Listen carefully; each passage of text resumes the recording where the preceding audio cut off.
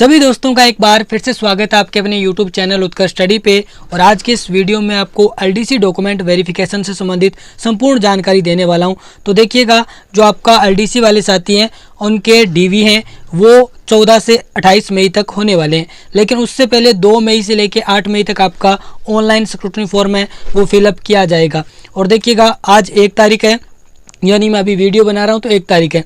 तो यहाँ पे आप देखिएगा, अभी आपके पास थोड़े ही दिनों का समय, यानी अगले 2 या 3 दिनों में, यानी 4 या 5 मई तक अपने जो भी आपके डॉक्यूमेंट है, अभी नीचे मैं बताने वाला हूँ क्या क्या डॉक्यूमेंट है, वो आपको कंप्लीट करवाने हैं। और उसके बाद 5 या 6 मई को आप ऑनलाइन स्क्रूटनी फॉर्म आपको भरना है। अब 7 या 8 को आप अगर भरेंगे तो देखिएगा, जो साइट है वो बहुत ही धीमे धीमे चलेगी, इसलिए आप मतलब चूक सकते हैं, यानी आप ऑनलाइन नहीं भरवा पाएंगे अगर, क्योंकि आप 7 या 8 तारीख तक वेट करेंगे, डॉक्यूमेंट तैयार करवाने में लेट होंगे, तो आप 7 या 8 तारीख तक वेबसाइट है या सर्वर जो होता है वहाँ पे बहुत ही धीमे धीमे चलता है। क्यों बता रहा हूँ मैं ये बात, क्योंकि मैंने अभी पशु परिचर का DV करवाया है, मैंने ऑनलाइन स्क्रूटनी फॉर्म भी फिलअप किया है और उसके बाद में ऑफलाइन DV भी करवा के आ चुका हूँ।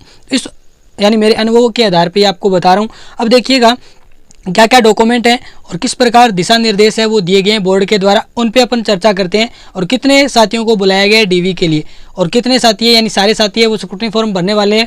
तो स्क्रूटनी फॉर्म है वो कैसे भरा जाएगा उस पर भी मैं जल्दी वीडियो आपके लिए लेकर आऊँगा। लेकिन उससे पहले आपको क्या क्या डॉक्यूमेंट तैयार करवाने हैं बहुत ही महत्वपूर्ण है।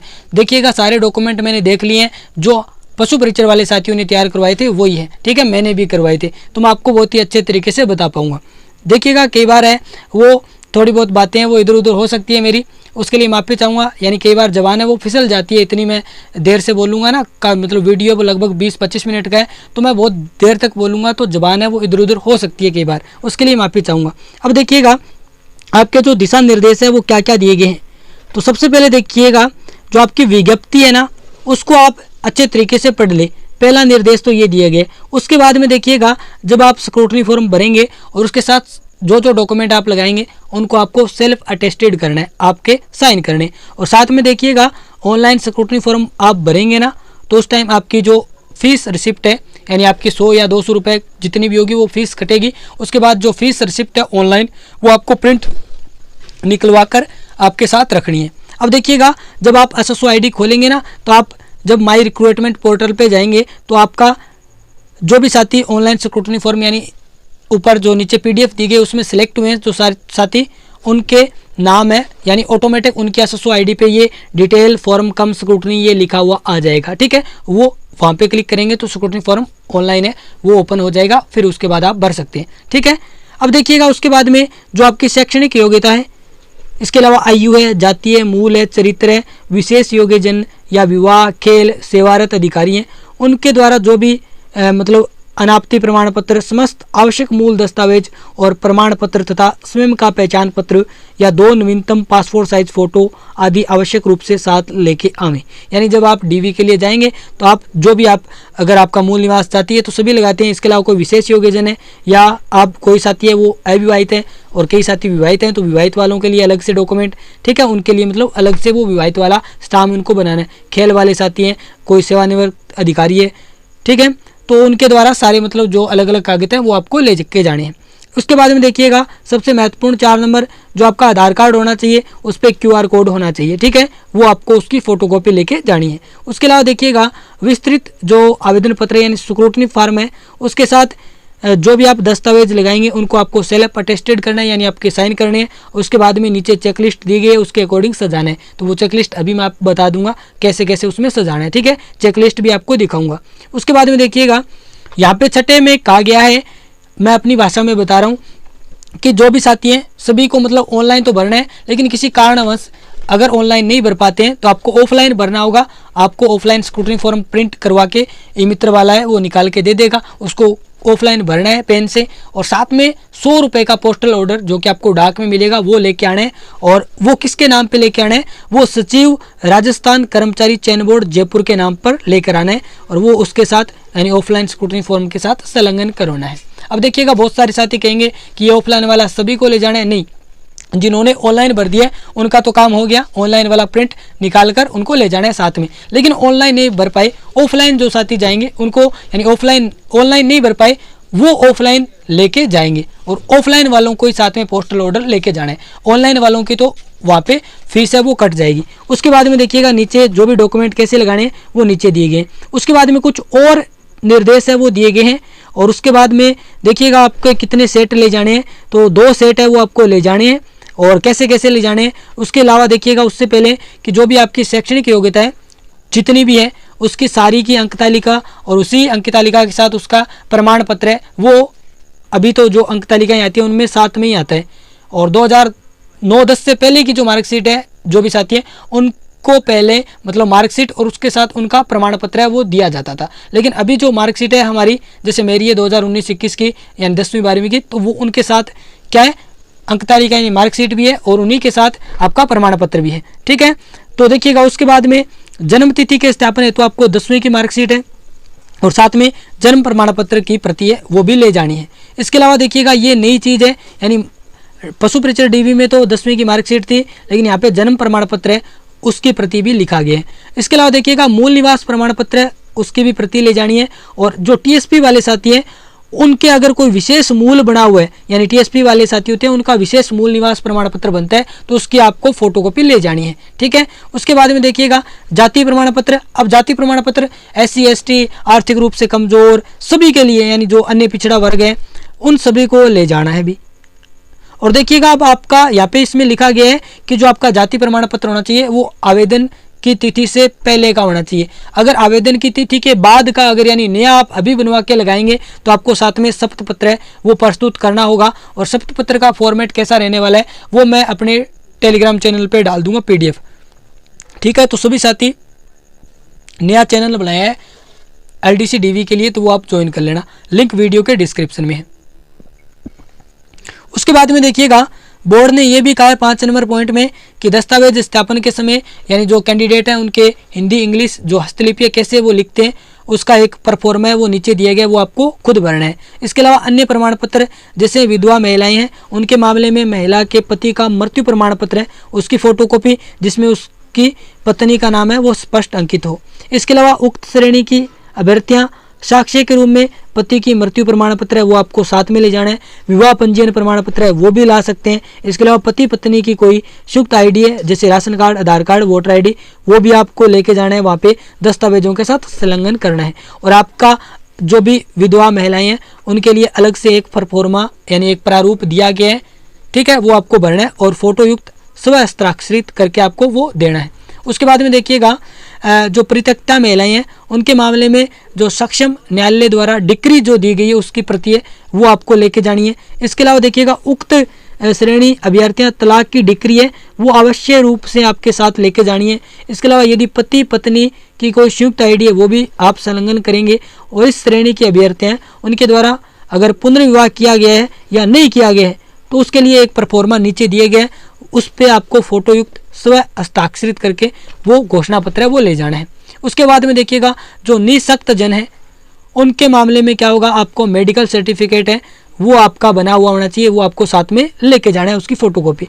इसके अलावा उत्कृष्ट खिलाड़ी है उसके बारे में विज्ञप्ति दिनांक जो निकली थी 13 फरवरी 2024 को उसमें आप देख लेना उसके अकॉर्डिंग उत्कृष्ट खिलाड़ी है आपको प्रमाण पत्र जो भी आपके हैं वो आपको साथ में ले जाने हैं। और देखिएगा इस भर्ती में आवेदन करने की अंतिम तिथि से पूर्व का होना है यानी अंतिम तिथि के बाद का नहीं होना चाहिए पूर्व का होना चाहिए।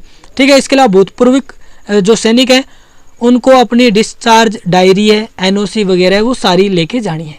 इसके अलावा देखिएगा यहाँ पे चरित्र आपको 3 चरित्र प्रमाण पत्र ले जाने हैं और आपके जो सेट बनेंगे ना वो 2 सेट बनाने हैं। देखिएगा अलग अलग राजपत्रित अधिकारियों द्वारा जारी 2 मूल चरित्र प्रमाण पत्र आपको साथ में ले जाने हैं। और देखिएगा इसमें स्पष्ट लिखा गया है कि जो आप प्रथम सेट ले जाएंगे उसमें तो आपको दोनों ओरिजिनल चरित्र प्रमाण पत्र लगाने हैं लेकिन दूसरे सेट में आपको इन दोनों की फोटोकॉपी लगानी है। ठीक है, इसके अलावा आपका अंतिम शैक्षणिक संस्था द्वारा जो जारी मूल चरित्र प्रमाण पत्र है वो भी ले जाना है यानी टोटल 3 चरित्र प्रमाण पत्र ले जाना है। और आपको 2 सेट तैयार करवाने हैं यानी प्रत्येक डॉक्यूमेंट आपका होगा चाहे वो जाति मूल 10वीं 12वीं मार्कशीट जो भी आपके हैं सभी के 2-2 सेट आपको तैयार करने हैं। इसके अलावा देखिएगा अंतिम शैक्षणिक संस्थान वाला जो जारी चरित्र प्रमाण पत्र है वो आपका 12वीं अगर आपने किए तो 12वीं का हो सकता है या BA BSc जो भी किए तो आपका कॉलेज से आपको मिल जाएगा। इसके अलावा देखिएगा वो हस्तलिखित वाला मैंने आपको बता दिया नमूना है देखिएगा उसमें ये भी लिखा गया है, प्रथम सेट के साथ मूल लगाना है, दूसरे के साथ उसकी फोटोकॉपी लगानी है, जैसे चरित्र के संबंध में कहा गया। अब देखिएगा जो आपके स्टाम्प है वो आपके नोटरी से प्रमाणित करना है और दस्तावेज स्वयं द्वारा जांच कर अपलोड करवाए जाएं। फर्जी कूटचरित यानी फॉरगेड पाए जाने पर आवश्यक कार्रवाई है वो आपको किया जाएगा। प्रथम सेट है उसके साथ आपको मूल जो आपके स्टाम्प लगाने हैं, लेकिन दूसरे के सेट के साथ फोटोकॉपी। विवाह होने की स्थिति में अगर किसी साथी का विवाह हो रखा है तो वो अपना विवाह पंजीयन प्रमाण पत्र फोटोकॉपी लगाएगा। इसके अलावा अभ्यर्थी सभी शैक्षणिक योग्यताएं, जाति, मूल, विकलांग, अगर कोई साथी है तो वो विकलांग प्रमाण पत्र अपना प्रस्तुत करे, ठीक है। और इसके साथ अगर उनमें कोई भी डॉक्यूमेंट, ओरिजिनल डॉक्यूमेंट में आपके नेम से संबंधित यानी स्पेलिंग मिस्टेक है या स्पेस है तो उसके साथ आपको शपथ पत्र है वो प्रस्तुत करना पड़ेगा। उसका फॉर्मेट क्या रहने वाला है वो मैं टेलीग्राम चैनल पे बता दूंगा, ठीक है। इसके अलावा देखिएगा जो आप स्क्रूटनी फॉर्म ले जाएंगे उसकी 2 प्रतियां यानी 2 सेट ले जाने हैं तो 2 बार आपको जो आप स्क्रूटनी फॉर्म भरेंगे वो प्रिंट निकलवा लेना है, 2 प्रिंट उसके, ठीक है। और साथ में देखिएगा आपको 2 पासपोर्ट साइज फोटो भी ले जानी है।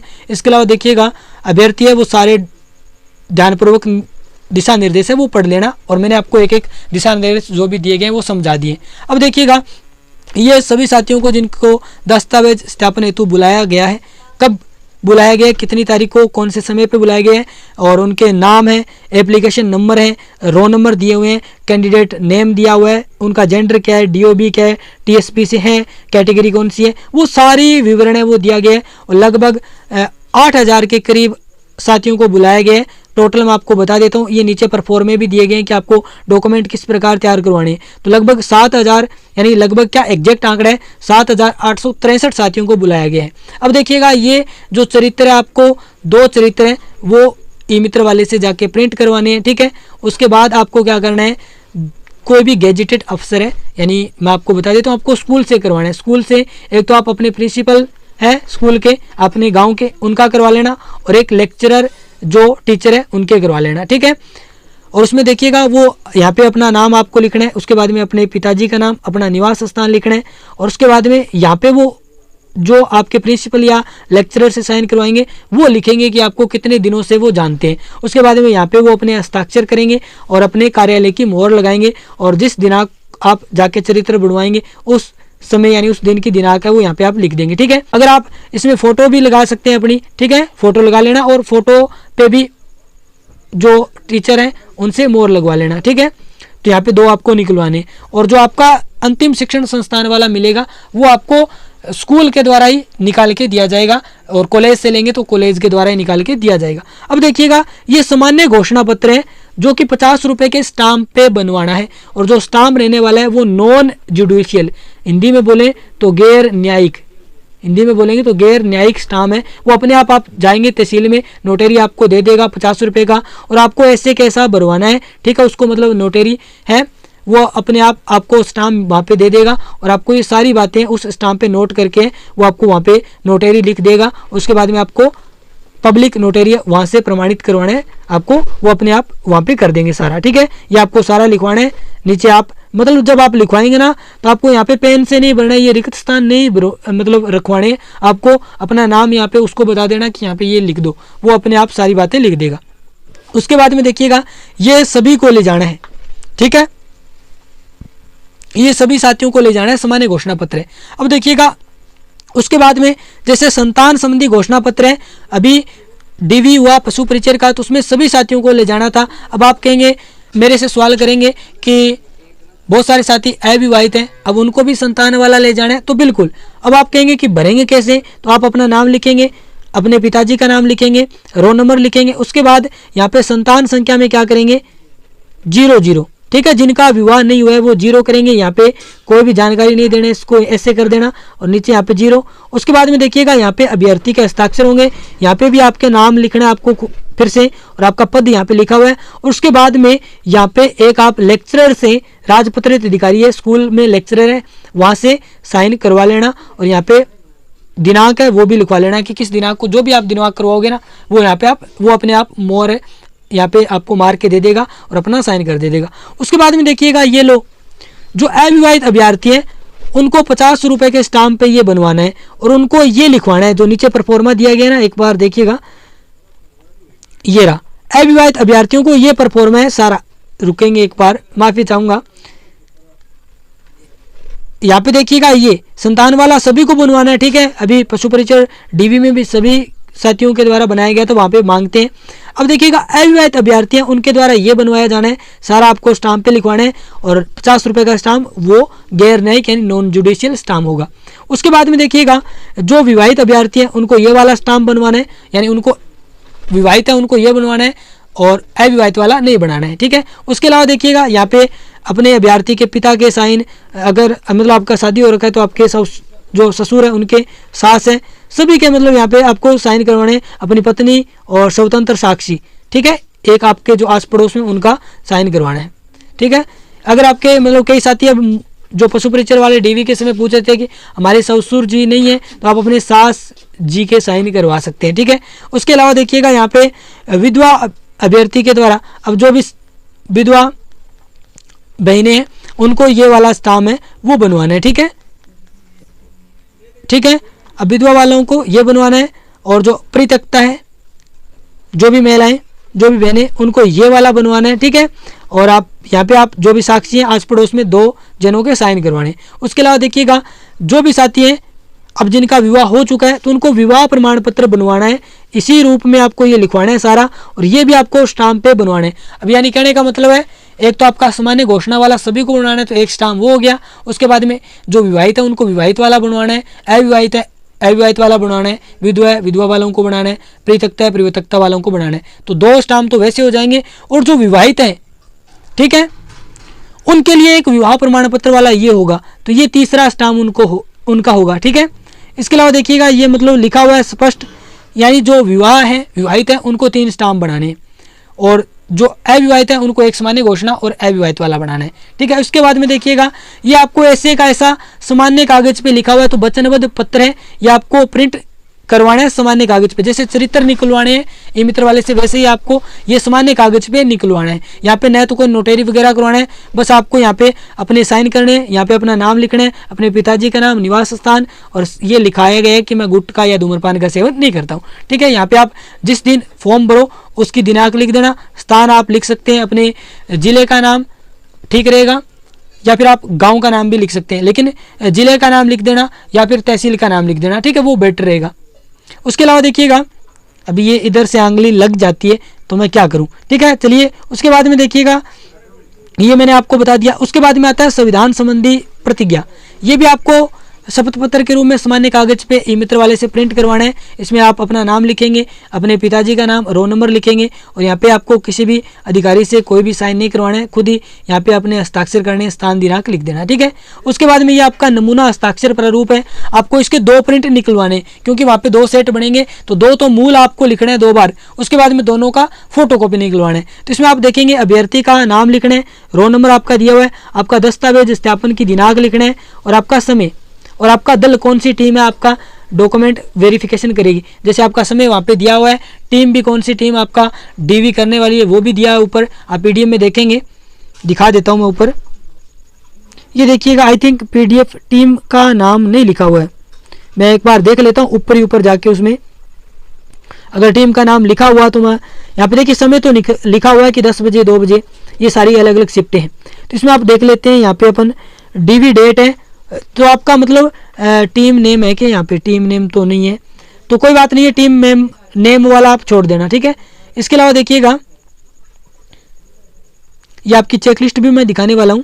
तो ये आपका नमूना हस्ताक्षर प्रारूप आपको हिंदी में लिखना है, ठीक है। यहाँ पे आपको कुछ भी नहीं करना है, इसमें आपको कुछ ही नहीं करना है, आपको यहाँ से स्टार्ट करना है, मैं हिंदी में लिखेंगे, आपका नाम लिखना है, ठीक है, आप अपने पिताजी का नाम लिखना है, रोल नंबर लिखना है, आपके आवेदन क्रमांक जब आपने फॉर्म फिल किया था वो लिखना है और ये सारा ऐसा का ऐसा उतार देना है, ठीक है, ऐसा इंग्लिश में उतार देना है। और आपको जब साइन करो ना तो बहुत सारे साइन है वो सेम होंगे, अगर आप हिंदी में करेंगे तो हिंदी में, इंग्लिश में करेंगे तो इंग्लिश। कई साथी क्या करते हैं यहाँ पे साइन करते हैं तो वो हिंदी में अगर लिख रहे हैं तो वो हिंदी में कर देते हैं और यहाँ पे इंग्लिश में कर देते हैं, नहीं, अगर आप इंग्लिश में साइन आपके करते हैं तो आपको इंग्लिश में लिखने हैं, हिंदी में करते हैं तो हिंदी में, ठीक है।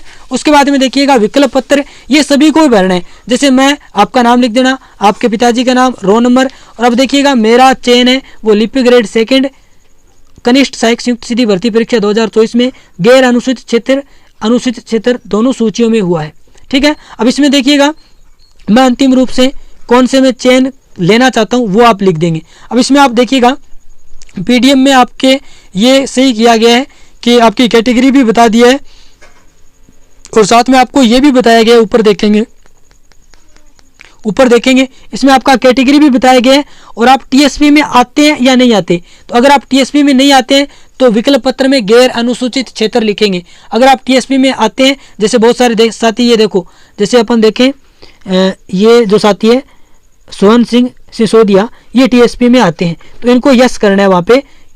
और उसमें भी आप ये भी ऑप्शन है आपके पास कि आप टीएसपी में लेना चाहते हैं या नॉन टीएसपी में, ठीक है। तो वहाँ पे आप अकॉर्डिंग आपके जो मर्जी है उसके अकॉर्डिंग भर सकते हैं। उसके बाद में देखिएगा यहाँ पे ये देखिए ये विकल्प पत्र तक हो गया। ये आपकी चेक लिस्ट है। यहाँ पे आपको अपना फोटो लगाना है, यहाँ पे अपना नाम, ईमेल, मोबाइल, जन्मतिथि, रोल नंबर, आपका लिंग मेल या फीमेल, उसके बाद में आपकी आयु है वो 1/1/2025 तक कितनी हो रही है, कितना वर्ष, कितने माह, कितने दिन, वो लिखनी है। अब देखिएगा जब आप अपना स्क्रूटनी फॉर्म भरेंगे तो यहाँ पे आप स्क्रूटनी फॉर्म भरेंगे तो आप कहेंगे दस्तावेज उपलब्ध है। हाँ, यहाँ पे आप जिस तारीख को भरें, जैसे अभी आपको 2-3 दिन तो डॉक्यूमेंट तैयार करवाने में लगेगा समय, यानी बहुत सारे साथी है वो 5 या 6 को भरेंगे तो आप यहाँ पे 5 या 6 में जो भी जिस दिन आप ऑनलाइन स्क्रूटनी फॉर्म भरें अपनी तारीख लिख देना। उसके बाद में आपके जितने भी स्क्रूटनी फॉर्म में 10-11 पेज आएंगे तो वो लिख देना 1 से 10, ठीक है, या 11 जो भी आए। उसके बाद में आपको अपनी 10वीं की अंक तालिका लगानी है। उसके अलावा 12वीं बीए बीएससी जो भी आप लगाना चाहें तो यहाँ पे आपको बस लिखना हाँ है और जारी दिनांक ओनली 10वीं की मार्कशीट की लिखनी है। लेकिन उसके बाद जस्ट आप जैसे आप 10वीं की मार्कशीट लगे उसके बाद ही सारी आपकी जो भी एजुकेशनल क्वालिफिकेशन है वो सारी लगा देना जस्ट 10वीं की मार्कशीट के बाद। उसके बाद में आपका मूल निवास लगाना है, फिर आपका जाति प्रमाण पत्र लगाना है। अगर कोई अन्य श्रेणी में विधवा है, परित्यक्ता है, खेल संबंधी विकलांग जो भी साथी हैं उनका प्रमाण पत्र आपके पास अगर है, जिन साथियों के पास, उनको लगाना है। उसके बाद में आपका 2 मूल चरित्र प्रमाण पत्र है वो यहाँ पे आपको लिखने है कि उपलब्ध है, तारीख उनकी वहाँ पे लिख देना और साथ में उसी के साथ इसी प्रकार आपको सेट तैयार करना है, ठीक है। उसके बाद में आपका वचनबद्ध पत्र था जो गुटखा या धूम्रपान वाला था वो लगाना है, फिर संविधान वाला लगाना है, फिर दहेज संबंधी घोषणा पत्र। इसमें आपको जो विधवा है वो विधवा वाला लगाएंगे, अविवाहित वाला यानी अविवाहित वाला स्टाम्प लगा देंगे, जो विवाहित है वो विवाहित वाला स्टाम्प लगा देंगे। उसके बाद में विवाह प्रमाण पत्र यानी जिनका विवाह हो रखा है उनको अपना विवाह प्रमाण पत्र वाला स्टाम्प लगाना है, ठीक है। और जो अविवाहित है उनको यहाँ पे 10वीं में कुछ भी नहीं लगाना है, नहीं लिख देना है कि उपलब्ध नहीं है, ठीक है। संतान वाला यहाँ पे सभी को लगाना है, सामान्य घोषणा पत्र स्टाम्प पे सभी को लगाना है, विकल्प पत्र वो भी सभी को लगाना है, नमूना ये भी ऐसे लगाना है और स्वयं का फोटो पहचान पत्र यानी इसमें सारे साथी आधार ही लगाएंगे, ठीक है। और यहाँ पे देखिएगा बहुत सारे साथी क्वेश्चन करेंगे कि आधार की जारी दिनांक क्या है, तो आपका जो आधार कार्ड होगा उसकी जस्ट फोटो के साइड में लिखा हुआ है आधार इशू डेट, तो वो यहाँ पे आपको आधार इशू डेट लिखनी है, ठीक है।